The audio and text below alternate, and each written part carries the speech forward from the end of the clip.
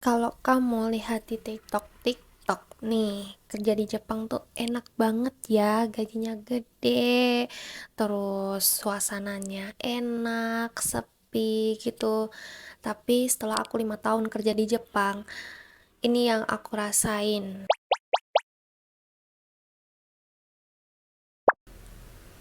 Hai, balik lagi sama aku XL. Mau cerita nih, Cantokiku ne.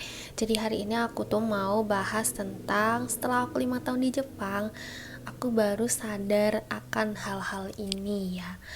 Maybe kalian juga kayak mikir, ah di Jepang tuh enak banget ya, gini gini gini. Tapi nggak ada yang cerita realnya gitu, real kehidupan di sana. Dan thank you banget yang udah klik video ini. Jangan lupa subscribe, like, dan komen di bawah kalau kalian pengen share pengalaman kalian juga.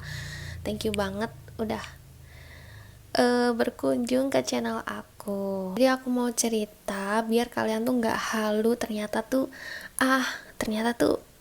enak banget ya gitu. Nggak guys. Jadi please kalian siapin matang-matang untuk kerja di Jepang atau untuk kalian yang baru mau kerja di Jepang gitu ya. Jadi mungkin video ini bakal relate ke kalian, bakal bikin insight ke kalian gitu. So, kita masuk ke yang pertama. Jadi yang pertama itu benar-benar yang kalian itu yang kalian ekspektasiin gitu. Gaji di Jepang itu gak sebesar yang dibayangkan.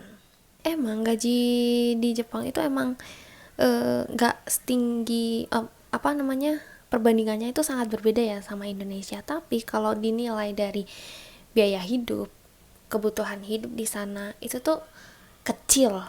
Kita tuh kecil gitu, apalagi yang magang atau tokute itu tuh relatif kecil ya.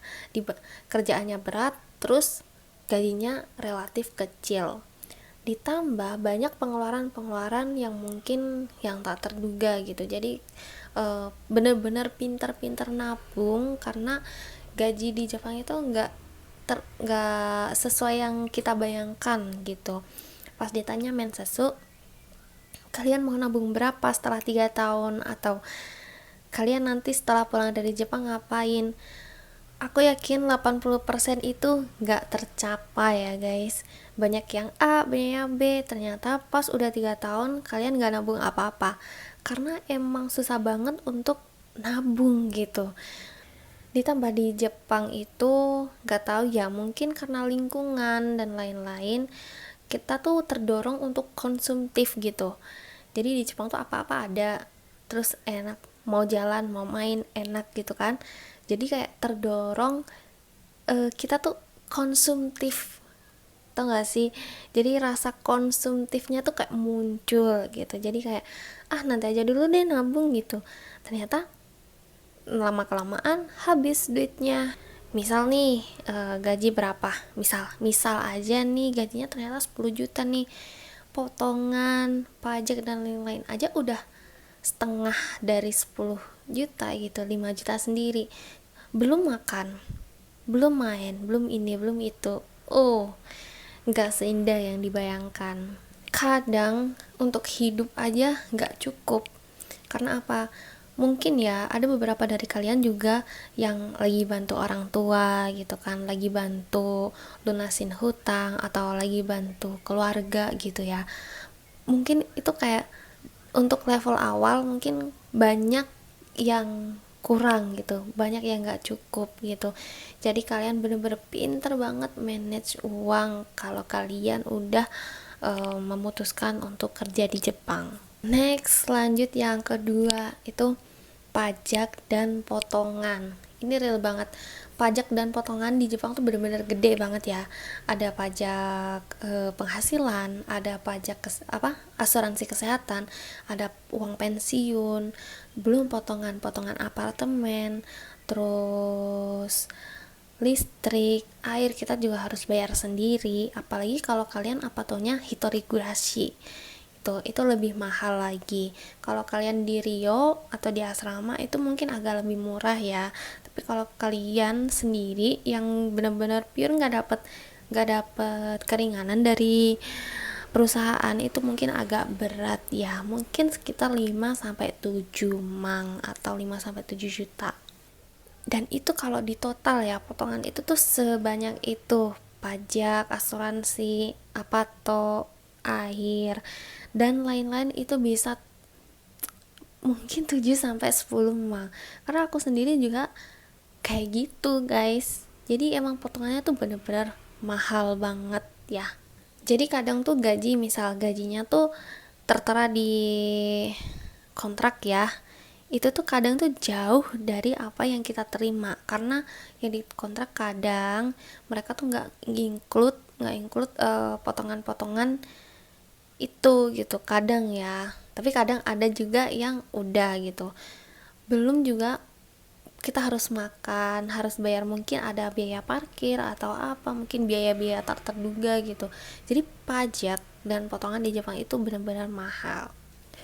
Apalagi kalian yang mau pindah itu harus benar-benar disiapin uangnya. Karena apa? Biaya pindah dari A ke B, dari perusahaan A ke B itu benar-benar nguras energi banget. Biaya pindahan, pajak pindah juga ada. Biasanya itu pindah itu nanti beralih ke Kokumin Nenking untuk beberapa bulan. Habis itu baru ke Shakai Hokeng. Apa? Nanti aku jelasin di next video. Jadi atau enggak kalian komen di bawah, nanti aku jelasin. Yang tak terduga itu kemarin pindah itu aku hampir habis 10 sampai 13 mang. Surat datang setelah aku 3 bulan kerja, 1 bulan kerja, 3 bulan kerja, surat itu datang semuanya, suruh bayar pajak lah, asuransi ini segala macam, dan pajak wilayah dari prefektur A ke prefektur B itu harus bayar pajak guys, harus bayar pajak. Next, hidup itu nggak seindah kayak yang di sosmed yang nggak kelihatan gitu di TikTok ya, jalan-jalan, kafe lucu, sakura, terus ini itu segala macem, have fun. Nyatanya kalau pulang ya udah sepi, nggak ada siapa-siapa. Besoknya kerja lagi, main kerja main. Nah pas siklus kerja itu berangkat kerja, pulang, istirahat, masak, itu aja. Jadi kadang tuh mereka yang bosan, yang dulunya di Indonesia suka nongkrong, suka ini suka itu, mungkin kerasa banget ya sepinya. Bahkan kadang banyak teman-teman aku juga yang nggak menikmati Jepang gitu karena udah capek kerja, udah capek ini, jadi nggak jadi liburan, nggak jadi senang-senang gitu. Tapi itu banyak banget yang rela kayak gitu. Itu adalah hal yang tergantung orangnya ya, ada hal yang positif, ada yang hal negatifnya gitu.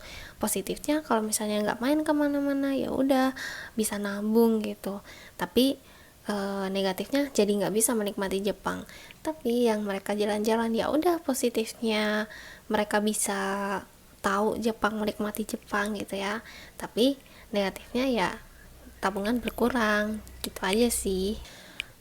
Kerja itu capek dan tekanan tinggi di Jepang ya.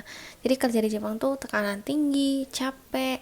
Karena apa? Siklus kerja di Jepang itu serius banget. Aku dulu libur tuh bukan hari Minggu, karena di pengolahan makanan ya, apa itu hari Minggu libur gitu ya. Tapi orang Jepang itu kebanyakan hari Minggu tuh libur, makanya hari Minggu kita yang gaijin ya, foreigner itu lebih capek daripada orang Jepang. Kadang orang Jepang tuh cuman part time atau apa gitu, atau enggak levelnya lebih tinggi gitu ya. Tapi yang kita rasain itu lebih capek daripada mereka. Tapi nggak tahu ya, ini opini sendiri gitu. Setelah aku jalanin 5 tahun, dan kadang tekanan di kerjaan itu bisa bikin stres juga loh. Banyak teman-teman aku juga tekanan dari senpai, tekanan dari atasan, itu mereka pulang tuh kayak udah capek, mau istirahat, kayak kepikiran. Jadi di kerjaan, pulang dari kerja makan, tidur pun kadang masih mimpi kerjaan saking capeknya, saking tekanannya gitu ya. Apalagi kamu masih adaptasi sama bahasa, sama budaya, itu malah lebih tambah capek. Dimarahinnya ternyata salah ngertiinnya, itu malah jadi kadang salah paham gitu. Padahal mereka ternyata nggak marahin, ternyata cuman bilangin, kita nganggapnya mereka marah-marah. Itu jadi kayak ya heavy lah ya, kayak capek aja gitu. Next, kesepian dan jauh dari keluarga. Ini yang paling kerasa sih ya, karena jauh dari keluarga itu kayak berat aja gitu. Karena kita yang awalnya kita ngobrol, kita deket, terus tiba-tiba LDR nih, jauh nih. Jadi kayak ya udah capek gitu. Lagi capek, nggak ada tempat untuk cerita langsung. Terus lagi sakit, nggak ada yang ngurusin. Dan di situ aku mulai sadar gitu, ternyata betapa pentingnya peran keluarga di kehidupan aku gitu ya. Dan mandiri itu nggak selalu enak, karena apa-apa kita ditahan, kita nggak bisa cerita. Kadang pun aku sakit pun nggak bisa cerita ke keluarga karena takut mereka kepikiran.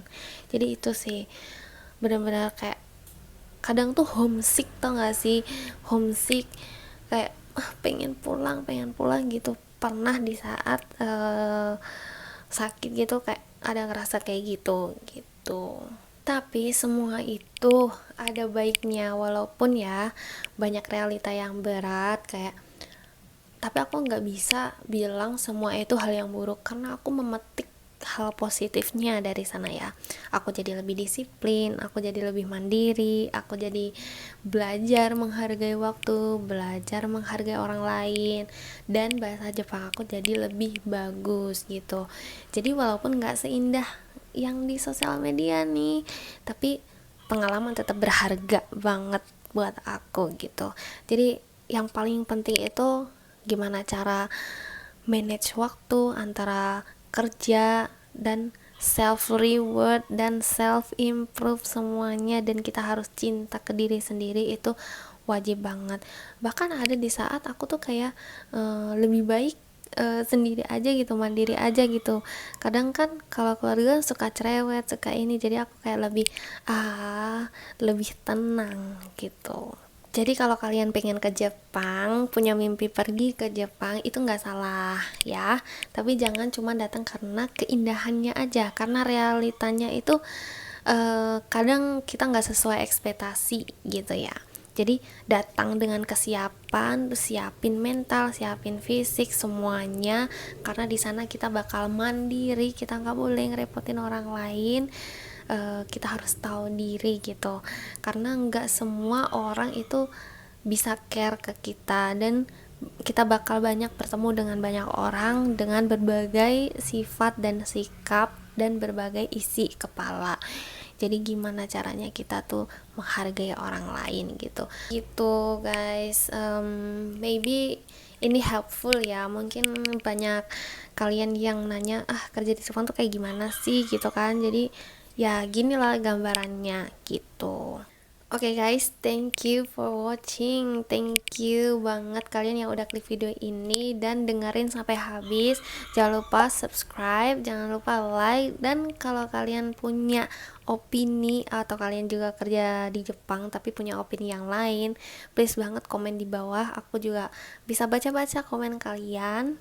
So jangan lupa dengerin juga episode selanjutnya. Bye bye.